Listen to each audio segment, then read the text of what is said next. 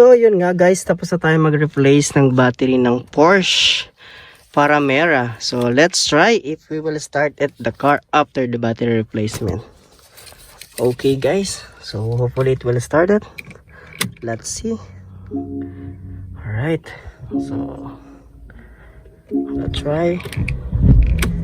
Alright, so yan, successful na naman ng pagpapalit natin ng battery ng Porsche Panamera. So hopefully guys na nag-enjoy tayo and nakakuha tayo ng idea how to replace the battery of Porsche Panamera, and hopefully na nakatulong. And yan guys, it's easy, so just follow the procedure para maging successful ang pagpapalit natin ng battery.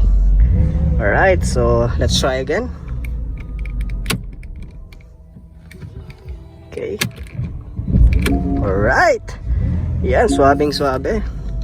So guys, thanks for watching and hopefully na nakatulong. And sa mga hindi pa nakasubscribe dyan, and subscribe na, and para maging updated tayo sa mga videos na ilalabas natin. Don't forget to like and share and subscribe and click the notification button at maging updated tayo sa mga video na ilalabas natin.